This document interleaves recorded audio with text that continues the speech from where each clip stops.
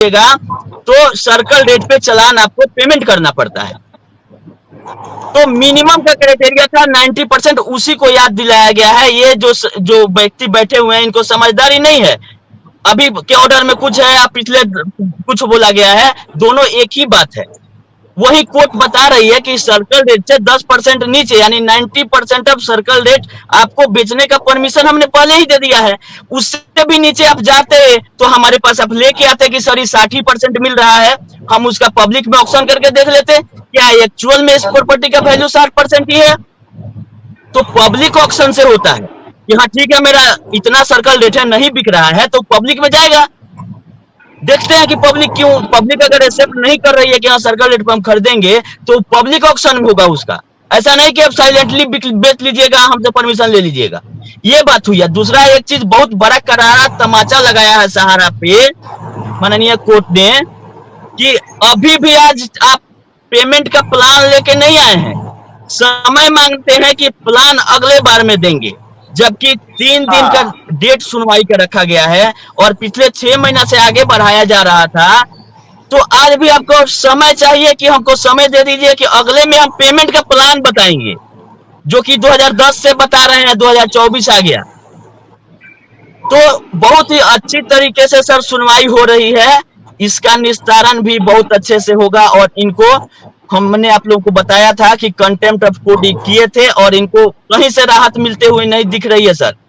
और जो आप एक सवाल हमसे किए हैं कि अगर ईडी इसमें आती है तो इन्वेस्टर जीरो पाएंगे, सही बात है सर, क्योंकि पैसा को इतना ना घुमाए हैं अपने ग्रुप कंपनी में कि सही से एसएफआई और ईडी इसमें आ जाए तो सारा पैसा सीज हो जाएगा। ये हम आप लोग को बता दे रहे हैं।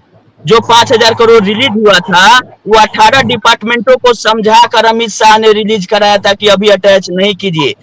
जो इसका सिस्टम है उस हिसाब से सारा अमाउंट सीजेबल है सर। कोई इनकम टैक्स एक्ट में, कोई मनी लॉन्ड्रिंग एक्ट में, कोई आपका जीएसटी में, कोई सर्विस टैक्स में, सारा का डिमांड और रिकवरी अटैचमेंट चल रहा है। यहाँ तक आ गई है। एक मिनट रुकिए शुभम, आपने बहुत सही बोला। अब मैं जरा इन लोगों को ये बोलता हूं कि जो लोग गाली दे रहे थे अमित शाह को और नरेंद्र मोदी को, बहुत सारे लोग जो यहाँ पर गाली गलौज शुरू कर देते हैं, अब आपको समझ में आ रहा है ये खेल क्या था। ये बरसों से खेल चल रहा था। रुक जाइए आप, हम कन्हैया जी, अब आप फुली एक्सपोज हो गए हैं।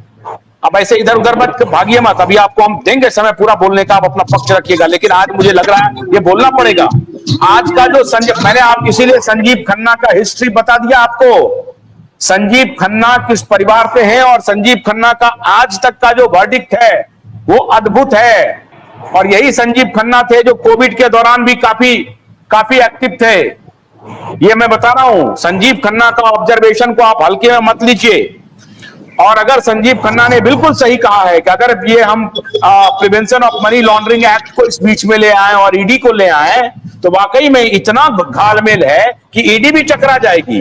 कौन लिया, कितना लिया, कहां लिया, किसको पैसा दिया, कुछ पता ही नहीं है, कोई और छोड़ नहीं है। और आप कह रहे हैं कि मेरे पास सारे एविडेंस है तो दीजिए कोर्ट में, क्यों नहीं दिया आपने एविडेंस? तो इसका मतलब शुभम ये हुआ, एक मिनट रुकिए शुभम, इसका मतलब ये हुआ कि अमित शाह ने पैर पकड़ के किसी तरीके से 18 एजेंसी को समझा बुझा करके निवेशकों को पैसा दिलाने के लिए ये काम ठीक कर रहे हैं वो।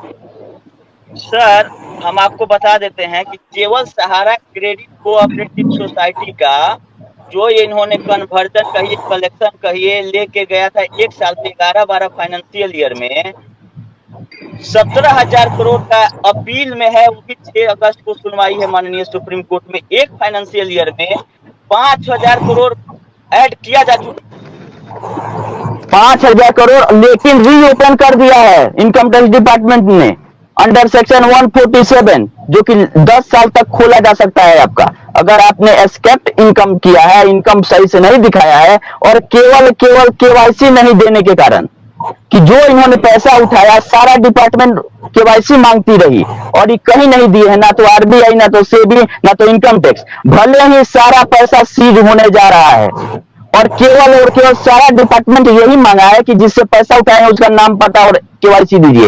लेकिन जब पोर्टल आया तो सारे तरह से एक्सपोज कर दिया है सहारा को कि रियल में इन्वेस्टर थे, लेकिन सहारा के सिस्टम के कारण और ये अपने बचने के लिए ये डाटा सेबी में ना आरबीआई में ना कहीं दे रही है पक्का, क्योंकि इन्वेस्टर है मात्र 2 करोड़, उसको मैनिपुलेट करके 10 करोड़ बनाई है। और कहीं ना कहीं कैश रिसीविंग जो है इसका वो इसके लिए घातक है। जो भी डिपॉजिट, ऐसा कहीं नियम ही नहीं है सर कि 20,000 से ज्यादा एक साल में एक आदमी से आप डिपॉजिट के रूप में कैश ले सकते हैं। तो बहुत बार इनको जीवन दान मिला है, लेकिन कितना लास्ट तक कैश का ट्रांजैक्शन जो है वो कितने तक का ये करते थे? क्या लाखों में कैश का ट्रांजैक्शन होता था? पहला चीज, जो भी पोर्टल पे लोग अप्लाई किए हैं सर, उनका 20,000 से ज्यादा देख लीजिए कितना लोगों का है। और ये सारा पैसा कैश में लोगों ने जमा किया है, या कन्वर्जन हो चाहे कुछ हो, ये तो कैश में ही दिखाएगी। अरे बाप रे। अगर कैश में दिखाएगी तो इनकम टैक्स एक्ट में है कि 20,000 से ज्यादा आप डिपॉजिट नहीं ले सकते हैं। तो सहारा इंडिया कमर्शियल के मामले में ये अपना दलील पेश की और बहुत हद तक बच भी गए कि उन्होंने बोला कि ये डिपॉजिट नहीं है और डिपॉजिट के डिफिनेशन में नहीं आया है। और सहारा सेबी केस का दलील देते हुए बच के निकल गए वहां से कि सेबी के अंतर्गत कोई आता है तो ये डिबेंचर है, नॉट डिपॉजिट। और डिबेंचर हो गया, शेयर हो गया, तो डिपॉजिट के डिफिनेशन में नहीं आता है, तो इनकम टैक्स से बच गए। और वो भी सेबी सहारा का केस का हवाला दिए कि इसमें सेबी ने इसको सिक्योरिटीज माना है, तो सिक्योरिटीज अगर मान लिया तो डिपॉजिट नहीं है, एफडी नहीं है। तो अगर आप मान लीजिए कि कहीं कहीं आप बचते जा रहे हैं, भाग्य से लोगों के, गरीबों का पैसा है, कहीं कहीं बच गए हैं, तो हर एक जगह क्या बच जाएगा? आप आ जाइए सोसाइटियों में तो डिक्लेयर है कि ये डिपॉजिट है, लेकिन वर्ड अलग अलग यूज किया गया है, कहीं कंट्रीब्यूशन, कहीं शेयर कैपिटल, कहीं कुछ, केवल इनकम टैक्स से बचने के लिए, क्योंकि 20,000 से जाना इनको चेक से लेना था। अगर ये भी बोलते हैं कि जमाकर्ता को चेक से आप लेके जमा कीजिए तो लोग जमा कराते, लेकिन ये कम्युनिकेशन आज तक नहीं हुआ एजेंटों तक कि हम गलत पैसा उठा रहे हैं। और 17,000 करोड़ जो कि इनकम टैक्स का केस चल रहा है एक फाइनेंशियल ईयर का, वो बोल रही है कि हम एड बैक करेंगे और ऑलरेडी 5,000 करोड़ कर चुकी है। तो 17,000 करोड़ का अगर हम एड बैक करती है इनकम केवल केवाईसी नहीं देने के कारण, तो लमसम 5,000 करोड़ का इनकम टैक्स इनको देना पड़ेगा एक साल के लिए। तो पैसा आएगा कहां से ये सब? और ये सब सारी चीजें हो रही है मिस मैनेजमेंट और मिस कम्युनिकेशन और मतलब इनके जो लीगल और दलाल आप जो बोलते हैं उनके सजेशन से ये सब कंपनी चल रही है। और उसमें ये गरीब लोग, जमाकर्ता हो, एजेंट हो, इन लोगों तक ये कम्युनिकेशन हो नहीं रहा है। सेबी ने भी पैसा इनसे कभी नहीं मांगा था, ये मांगा था डिटेल दो कि किसका किसका है, बाद में डिसाइड होगा कि वापस करना है या फाइन लगाना है, तुम खाली केवाईसी दो। तो इन्होंने लड़ाई लड़ा कि आपके प्रीव्यू में नहीं आता है। तो कोई कोर्ट ये नहीं बोला कि सेबी का इसमें प्रीव्यू नहीं है, प्रीव्यू है नहीं है, आप डिपोजिटरों को तो प्रूफ कीजिए। आपको सेबी एक्ट से नहीं तो आपको इनकम टैक्स एक्ट में तो दिखाना है कि डिपी पैसा किसका है। सेबी एक्ट मान लीजिए नहीं लगता तो इनकम टैक्स एक्ट में आपको बताना था कि ये पैसा किसका है। शुभम, अगर मान लीजिए कि आप अगर 20,000 से ऊपर क्लेमेंट आया, जो क्लेमेंट है जो जमा करता है, वो मान लीजिए 1 लाख रुपए का क्लेम आ गया, उसका मैच भी हो गया, आपका 1 लाख रुपए आया था, तो अब 1 लाख रुपए जो वापस होगा, इसका मतलब वो तो उसके 20,000 से ऊपर का आपने उनसे पूछा जाएगा कि ये कैश में जमा था। अगर वो कैश में, क्योंकि चेक वेक का कुछ तो होगा नहीं उस वक्त, मान लीजिए कि डिजिटल ट्रांजैक्शन का कोई रिकॉर्ड नहीं होगा, तो ये जो पैसा वापस मिलेगा अब निवेशक को, तो 1 लाख पर टैक्स डिडक्ट होकर के मिलेगा, क्या होगा?